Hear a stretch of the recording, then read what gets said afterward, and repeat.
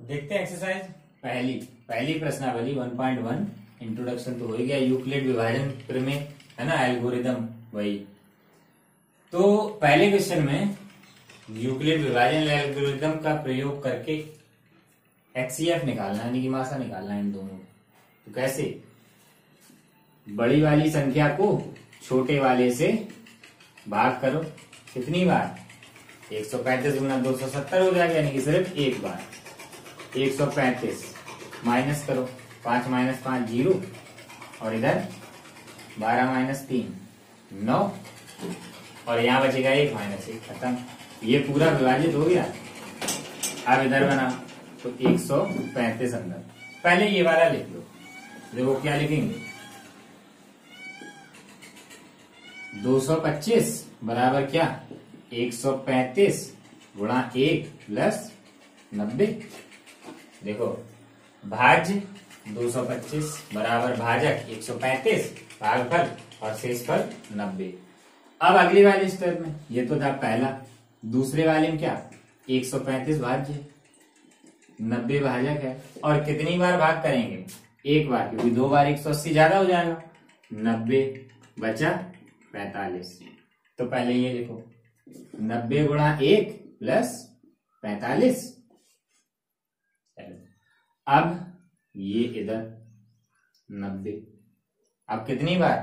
दो बार, 45 दूनी 90। यहां शेषफल 0, खत्म। तो अब क्या लिखना? 90 में भाग किससे? 45 से। और कितनी बार? दो बार, शेषफल 0। तो कितना आ गया? एचसीएफ 135 और 225 का लास्ट में जो भाजक होता है वही होता है एचसीएफ। निकला 45। अब देखो ये 45 225 और 135 का तो है ही है, 135 और 90 का भी है, 90 और 45 का भी है। यानी कि इसमें पूरे एल्गोरिदम में जितने भी भाज्य और भाजक होंगे उन्हीं सभी का जो मासा है वो बराबर यही होगा। ठीक है, तो ये नोट करो। फिर देखते हैं अगला, दूसरा इसी का देखते हैं। अब दूसरा तो ये वाला बड़ा है, यानी कि हम इसमें भाग करेंगे 38,220 196 से। तो करो 38,220 में 196 से भाग। तो पहले इन तीनों में, 3 है, 3 में करो। कितनी बार? दो बार करेंगे, कितना हो जाएगा? 196 गुणा 2 12, 2 में 18 और 1 19 और 2 एकम 2 और 1 3, 392 ज्यादा हो जाएगा। यहाँ 382, यानी सिर्फ एक बार करना। 196 माइनस करो, कितना बचेगा? 12 में से 6 गए 6 और इधर बचा 7, तो 17 में से 9 गए 8 और इधर बचा 1, 2 बचेगा, 2 में से क्या 1। अभी ऐसा नहीं कर देना है ना, अभी नहीं करना, क्योंकि अभी ये वाली संख्या पूरा भाग नहीं हुआ। अभी भाग जहां पूरा हो जाता है वहां करते हैं, नहीं तो सोचोगा ऐसा लिख दें क्या ये सही है भाई? ये क्या ये आ जाएगा? क्या नहीं आएगा ना, इसलिए अभी नहीं करना है, जब पूरा भाग चला जाए। अब क्या इन तीनों हुआ, आगे वाला लिखो 2। अब कितनी बार करना? देखो अगर ये पूरा 10 बार कर देंगे तो 1960 हो जाएगा। 9 बार करके देखो, 9 बार में क्या हो जाएगा? नहीं 196 गुणा 9 करो तो 9 छिक्का 4 और 9 में 81, 81 और 5 86 6 और 9 एकम 9, 9 और 8 17। ठीक है, 9 बार हो जाएगा।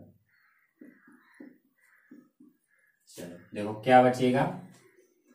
12 में से 4 गए 8 और इधर बचा 5, 5 1 गया 15, 15 में से 6 गए 9 और ये 0, क्योंकि आगे 7 7 और 1 1 0 हो जाएगा। अब ये 0। चलो अब देखो कितनी बार जाएगा?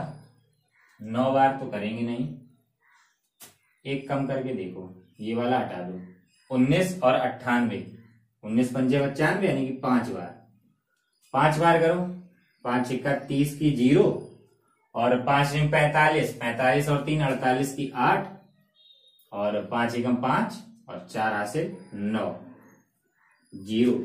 देखो इसमें दूसरी वाली कंडीशन नहीं बनी है ऐसी कहीं भी, ये एक ही बार पूरा विभाजित हो गया, यानी कि 195 196 गुणा 195 प्लस 0, शेष फल पहले ही बार में 0, यानी कि यहाँ जो भाजक है वही है मासा HCF ऑफ 196 एंड 38220। ये 196 और 38,220 का मासा आया 196। देखो एक ही बार में ये पूरा विभाजित हो गया, डाउट नहीं होना चाहिए, कॉन्फिडेंस रखो, दोबारा चेक करना हो करो। ऐसा भी होता है कि एक ही बार में पूरा विभाजित हो जाए। ये आ गया मासा, तो ये नोट करो। अब देखें अगला। अब देखो पहले का तीसरा आप लोग खुद ही करेंगे। अब देखते हैं दूसरा क्वेश्चन।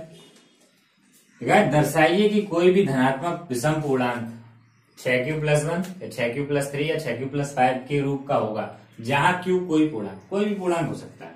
अच्छा ऐसे एग्जांपल किए थे हमने, है ना, वैसे ही करना। विषम पूर्णांक लिखो, धनात्मक विषम पूर्णांक, धनात्मक विषम पूर्णांक, धनात्मक विषम पूर्णांक 1, 3, 5, 7, 9, 11, 13 ऐसे ही लिखते हैं। चलो तो अब क्या करेंगे, करो भाई। 1 को 6 से डिवाइड कर दो, कितनी बार, 0। 3 को 6 से डिवाइड करो, कितनी बार, तो ये अंदर वाला छोटा है तो 0 बार करना, 0, यहां शेषफल 3। 5 को कर दो 6 से, 0, 0, शेषफल 5। अब 7 को करो, कितनी बार, 1 बार, यहां 6 और कितना बचा, 1। अब करेंगे 9 को, 9 को 6 से करना, 1 बार, 6, यहां कितना बचा, 3। अब करो 11 को 6 से, 6 दूनी 12 होता है, यानी एक ही बार जाएगा, 6 बचा 5। और कर लो आगे, 13, 15, 19, कितने कर लो, क्योंकि 3 3 तो दिखाओ सभी के। अब करेंगे किसे, 13 को 6 से करो, 6 दूनी 12 बचा 1। 15 को करेंगे 6 से, 2 बार, 12 बचा 3। और 17 को कर लो 6 से, 2 बार, 12 बचा 5।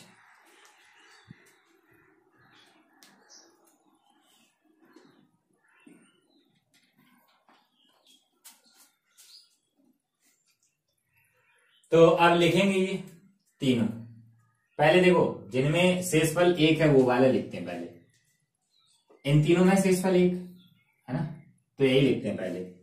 क्या 1 को हम क्या लिख सकते हैं, 6 गुणा 0 प्लस 1। अच्छा ठीक। 3 को 6 गुणा 0 प्लस 7, एक शेषफल वाले लिख रहे हैं। 7 को 6 गुणा 1 प्लस 1। और 13 को 6 गुणा 2 प्लस 1। ठीक है, चलो अब देखो जिनमें शेषफल 2 है, 2 क्यों, 3, तो हम लिख सकते हैं 3 को 6 गुणा 0 प्लस 3। ये देखो ये 0 हो जाएगा, 3 बराबर 3 हो गया, है ना। 9 को 6 गुणा 1 प्लस 3 और 15 को 6 गुणा 2 प्लस 3। ये सब लिखे हैं भाई। यूक्लिड विभाजन पर में क्या, भाज्य बराबर भाजक गुणा भागफल धन शेषफल, यही लगा रहे इसमें, यही लगे सभी। अब देखो लास्ट कहां लिखना है, चलो नीचे लिख रहे इसी के यहाँ पे। जिनमें शेषफल 5 है ये वाला। अब देखो भाज्य क्या है इसमें, 5 है,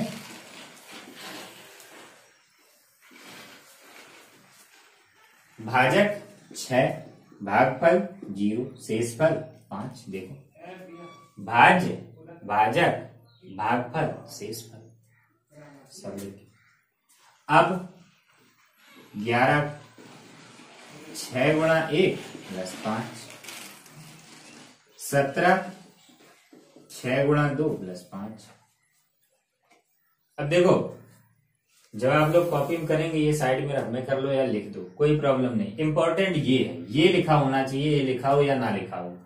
अब हम लिखेंगे क्या, धनात्मक विषम पूर्णांक है, धनात्मक विषम पूर्णांक। देखो क्या आएंगे, पहले में यहीं पे लिखते हैं, इन तीनों में ये क्या 6 है तो ऐसे ही लिखेंगे, कॉमन है। बाकी ये वाले चेंज हो रहे हैं तो ऐसे लिख दो क्यू। कोई भी पूर्णांक 0 1 2 3 4 5 कुछ भी हो सकता है, आगे प्लस है और 1 है, ये वाला हो गया। यानी कि पहला मिल गया क्या 6q + 1। अब चलो दूसरा देखो, इसमें क्या 6 इधर वाले चेंज हो रहे तो q, आगे प्लस सभी में तो +3 है तो 3, दूसरा मिल गया 6q + 3। या ये वाला 6, ये वाले चेंज हो रहे हैं q और आगे +5 तो 6q + 5 हो गया। कोई भी धनात्मक विषम पूर्णांक हो इनमें से किसी एक रूप में ही होगा, कोई भी ले लो, ठीक है। तो ये नोट करो। फिर देखते हैं इसी का दूसरा तरीका, एक और तरीका है, ये तो है ही है, पीछे भी सीखा, एक और देखते हैं उससे करेंगे। तो ये नोट करें वीडियो पॉज करके, फिर देखते हैं अगला, इसी को अगले तरीके से। अब देखते हैं ये क्वेश्चन दूसरे तरीके से कैसे करेंगे। देखो लिखेंगे, माना x कोई पूर्णांक है, कोई धनात्मक पूर्णांक लिख लो, धनात्मक पूर्णांक लिख लिया, एक धनात्मक पूर्णांक है। सम विषम हमने नहीं लिखा अभी, ये हम बाद में दिखाएंगे सम है या विषम है। अब देखो x जो है, अगर हम x को 6 से भाग करें, x में 6 से भाग करें, चलो साइड में लिखते हैं इसको।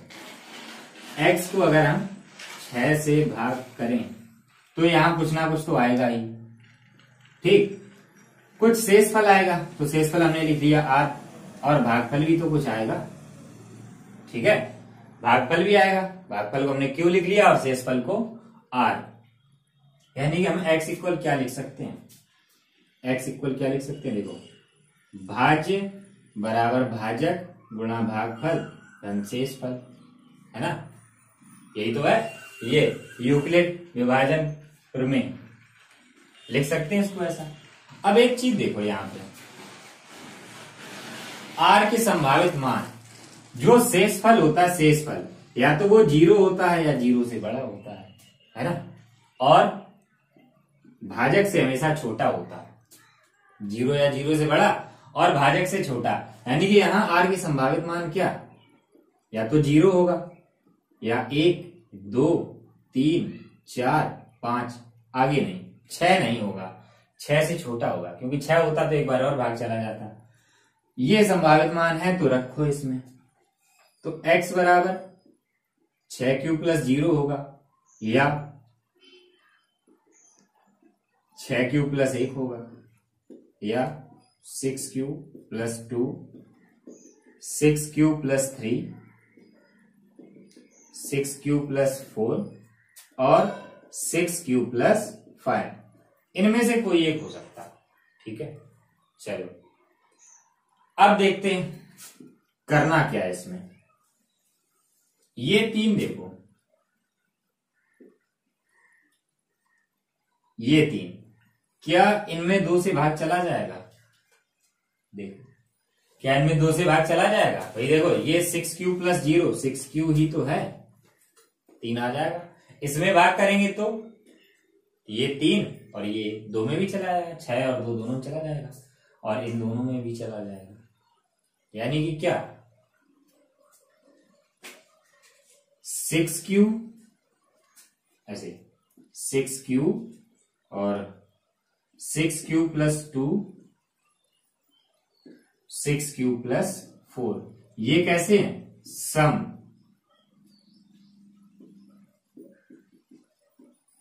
ये धनात्मक जो है वो सम के पहले लिख दो या बाद में लिख दो, है ना। ये सम है, और सम की पहचान क्या होती है, जिसमें 2 से भाग चला जाए। हमने जो एक पूर्णांक लिखा उसमें आधे सम निकले, आधे सम निकले और आधे विषम, ये वाले देखो तो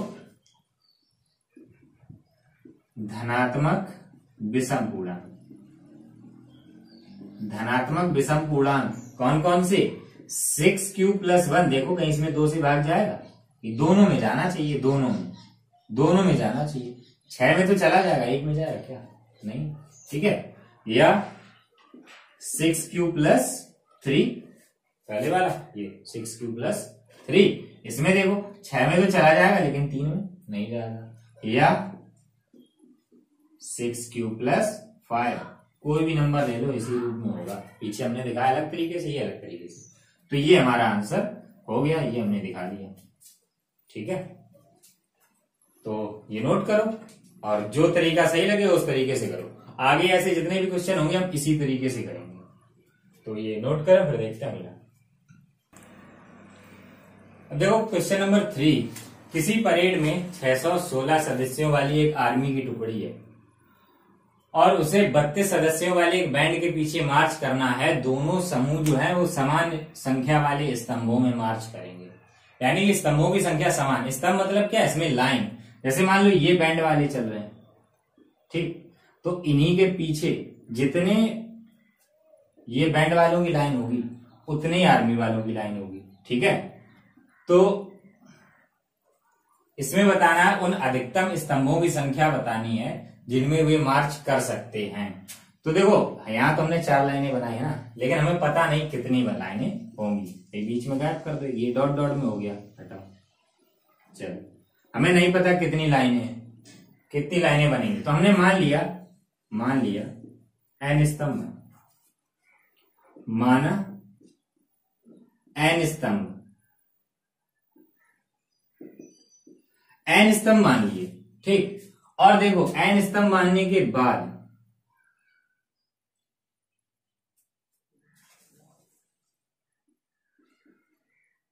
जो बैंड है, ठीक है, बैंड के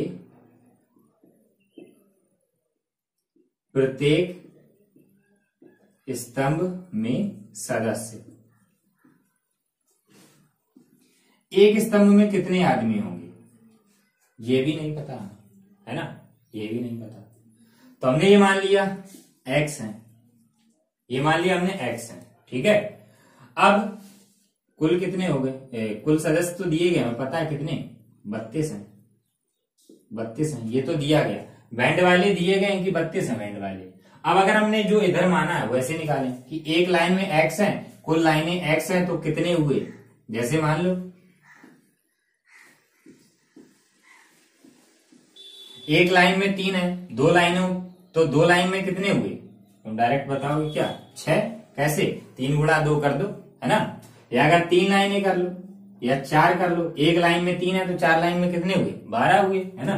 तो ऐसे ही क्या, n × x, यही तो होगा, 32 सदस्य बैंड वाले, भाई जितने स्तंभ और एक स्तंभ में कितने हुए वो गुणा करा दो। और मार्च में मान लो, सेना में, मार्च के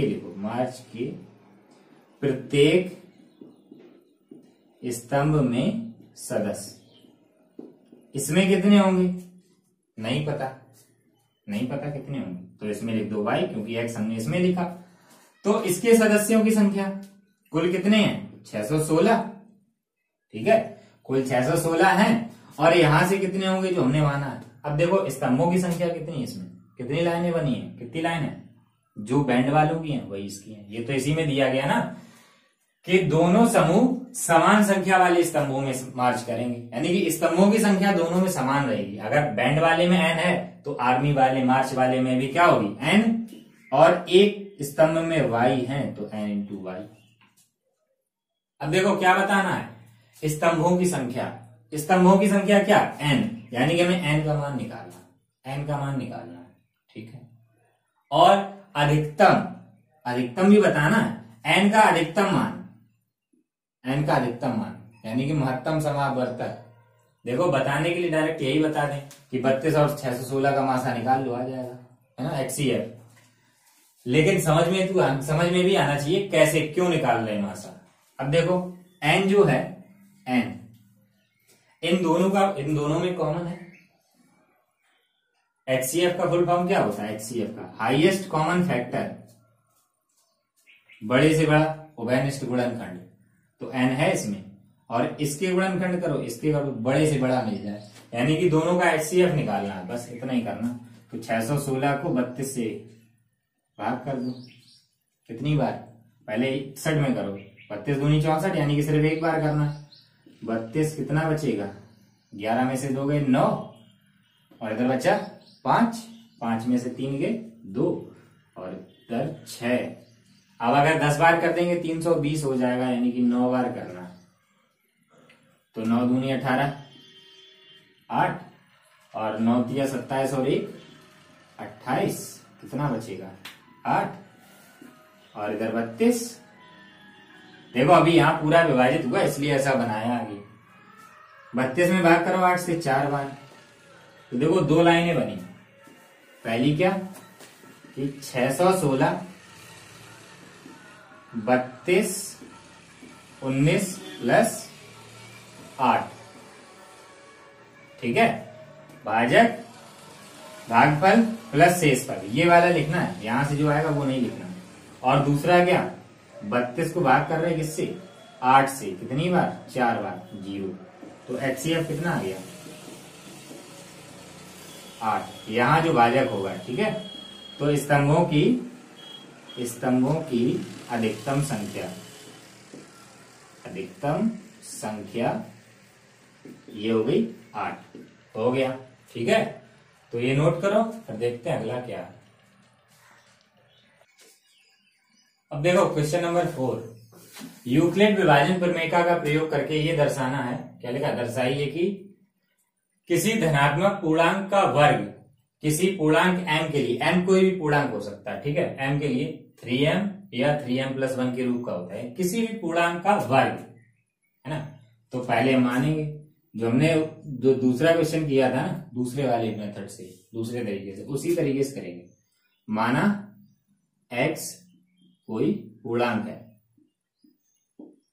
x कोई पूर्णांक है, ठीक है। अब अगर हम x में 3 से भाग करें, तो कुछ भागफल आएगा, है ना, 0 1 2 3 जो भी आए, यहां कुछ ना कुछ संख्या आएगी और शेषफल भी बचेगा। यानी कि क्या, x बराबर हम क्या लिख सकते हैं? 3 भाज्य बराबर भाजक गुणा भागफल धन शेषफल, शेषफल r। अब r के संभावित मान क्या? r क्या होता है? 0 या 0 से बड़ा, 0 या 0 से बड़ा, 1 2 3 4 ऐसे नहीं लिखते जाना। क्यों? क्योंकि ये भाजक से छोटा होता है, 3 से छोटा होगा, यानी कि ये 3। तो क्या मिल गई संख्या है?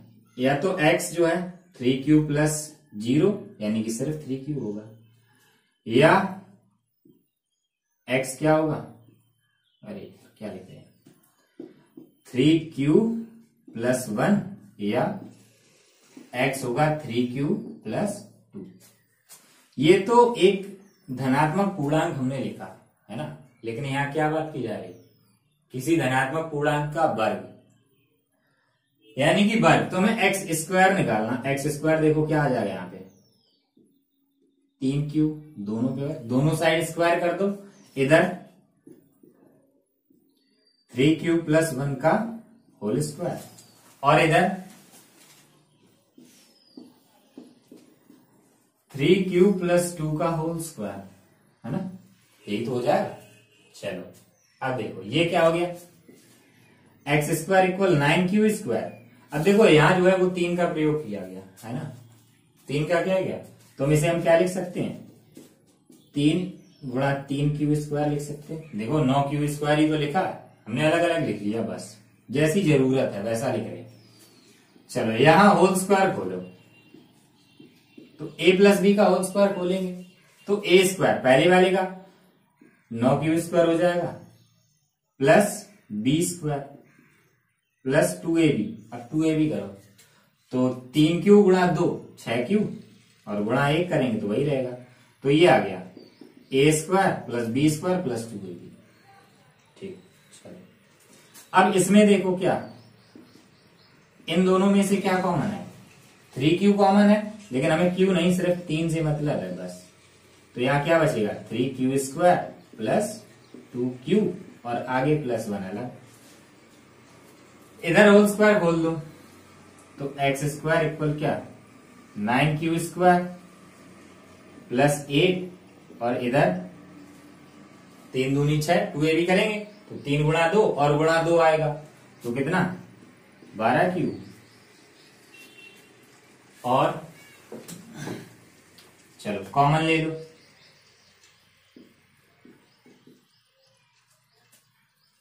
क्या कॉमन लेंगे? इन दोनों में से कॉमन क्या आएगा? लेकिन ये रह जाएगा।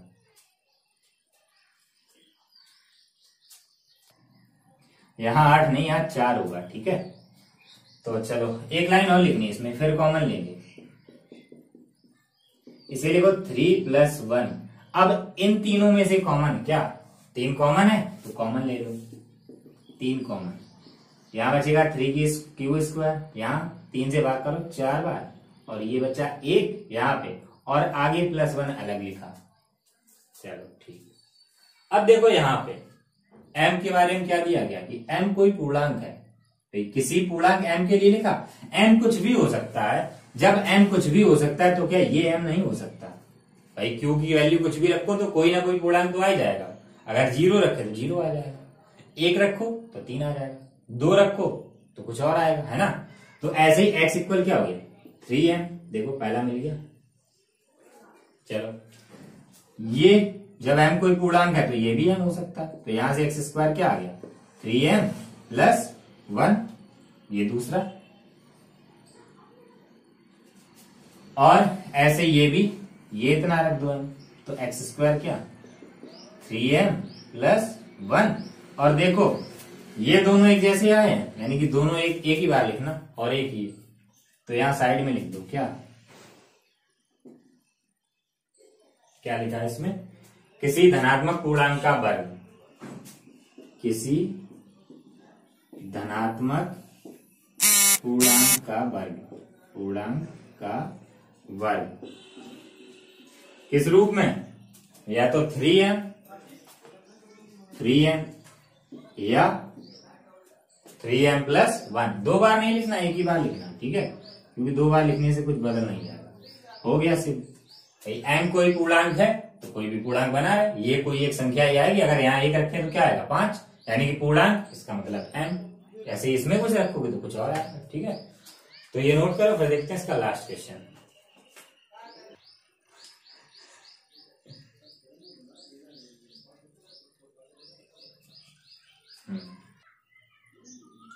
देखो लास्ट क्वेश्चन 5वां क्या लिखा? यूक्लिड विभाजन प्रमेय का प्रयोग करके दर्शाइए कि किसी धनात्मक पूर्णांक का घन 9m प्लस 1 या 9m प्लस 8 रूप का होता है। इस रूप का होता है। तो वैसे ही करना जैसे हमने किया था। क्या लिखेंगे? माना x कोई धनात्मक पूर्णांक x कोई धनात्मक पूर्णांक हमने मान लिया, ठीक है। चलो अब देखो, अगर हम x में भाग करें, सभी के दिमाग में ख्याल आ गया होगा कि 9 से भाग करना है ना, ये देख के। तो यहाँ कोई संख्या आएगी और ये यानी कि x बराबर 9q प्लस r। और r के मान हमें कौन कौन से रखने हैं? 0 से लेके 8 तक, भाजक से छोटे, है ना। अब इतनी 9 संख्याएं लिखोगे, 9 संख्याएं लिखो, बड़ा हो जाएगा, है ना। तो इसलिए हम इसे 9 से भाग नहीं करेंगे। इसमें हम करेंगे 3 से। और देखो जब घन करेंगे तो हमें अपने आप मिल जाएगा। 3 से भाग करेंगे तो क्या होगा? x बराबर 3q प्लस r और r बराबर क्या? 0, 1 या 2। सिर्फ 3 संख्या, ठीक है। तो सबसे पहले जब 0 लेंगे तो x बराबर क्या होगा? 3q। r 0 प्लस 0 लिखना है, सिर्फ इतना ही लिखो, तो ये लिखता है। दूसरा देखो, जब 1 रखेंगे तो x बराबर क्या? 3q plus 1। और तीसरा जब 2 रखेंगे तो 3q प्लस 2। अब बात हुई घन की, तो दोनों साइड घन कर दो। घन मतलब क्या, 3 घात। तो एक्स क्यूब बराबर 3 का क्यूब 27 क्यूब की घात 3। अब देखो हमें 9 के रूप में लिखना है, 9m के रूप में, तो निकाल लो। 9 तिया 27 क्यूब क्यूब। अब ये कोई पूर्णांक, भाई 1 रखो 3 आएगा, 2 रखोगे तो 81, 2 रखोगे तो 24 आ जाएगा, 3 रखो 81, यानी कि ये क्या बन गया, इसकी जगह रख दो m, तो 9m पहले वाला मिल गया। अब देखते हैं दूसरा, 9m प्लस 1, और इधर x क्यूब है, x नहीं है, ठीक है, क्यूब लिखना दोनों साइड। अब इधर दोनों साइड क्यूब करो, तो x क्यूब 3 क्यूब प्लस 1 का होल क्यूब, दोनों साइड पूरे पे क्यूब लगता। अब इधर फॉर्मूला लगाओ, सूत्र लगाओ, a प्लस बी का होल क्यूब क्या होता है, a cube plus b cube plus 3ab, 3ab into 1 होगा, plus into a plus b, ये हुआ। चलो हल करो, देखो इसमें हमें क्या 9 कॉमन लेना, और एक तो ये अलग लिखा ही है प्लस 1 के लिए, ये अलग लिखा, बाकी में से 9 कॉमन लेना हमें। तो एक्स क्यूब ये कितना हो जाएगा 27, ये वाला हम एक बाद में लिखेंगे, ये पहले लिख रहे हैं। अंदर गुणा कराओ, ये कितना हो गया 9, 9 तिया 27, 9 तिया 27 क्यूब स्क्वायर, और एक में कराएंगे तो 9 क्यूब, और ये वाला लास्ट में, ये वाला लास्ट में। अब देखो इन तीनों में से कॉमन क्या, 9 कॉमन, यहां बचा 3 क्यूब क्यूब, यहां 3 क्यूब स्क्वायर, और ये इसमें से 3 गया तो 3 क्यूब, और ब्रैकेट के बाहर है एक ब्रैकेट के बाहर है, ठीक है। अब क्या करना, क्यूब के अलग अलग मानों के लिए ये पूर्णांक आएगा, तो ये वाला एक्स क्यूब क्या बन गया 9m, और आगे क्या लिखा 1, देखो दूसरा भी मिल गया, तीसरा वाला इससे मिल जाएगा। तो दोनों साइड क्यूब कर दो,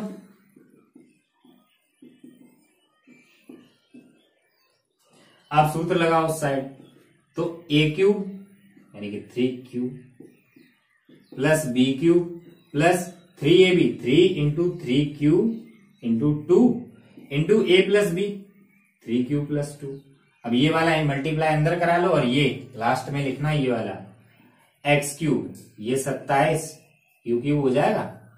अब देखो इधर 9 क्यूब इंटू क्यूब स्क्वायर, और इधर 9 9 दूनी 18, 18 दूनी 36 क्यूब प्लस, अब कौन सा ये वाला लास्ट में 2 की घात 3 8, और इन तीनों में से कॉमन 9 बचा, यहां 3 क्यूब क्यूब प्लस 9 छिक्का 54 क्यूब स्क्वायर, और 9 चौकी 36 क्यूब, और आगे 8, और इसकी जगह क्या लिखना m, तो एक्स क्यूब बराबर 9m प्लस 8। अब नीचे और लिखना, चलो यहां लिख दे रहे, लास्ट में लिखना, ठीक है। क्या, किसी धनात्मक पूर्णांक का वर्ग, सॉरी घन, घन किस रूप में होगा, किस रूप में होगा, या तो 9m पहले वाला, या 9m प्लस 1, या कौन सा 9m प्लस 8, इन 3 में से किसी और रूप में नहीं हो सकता, ठीक है। तो वीडियो को लाइक करना, चैनल को सब्सक्राइब करना, और ये नोट करो, फिर हम देखते हैं अगली एक्सरसाइज के बारे में।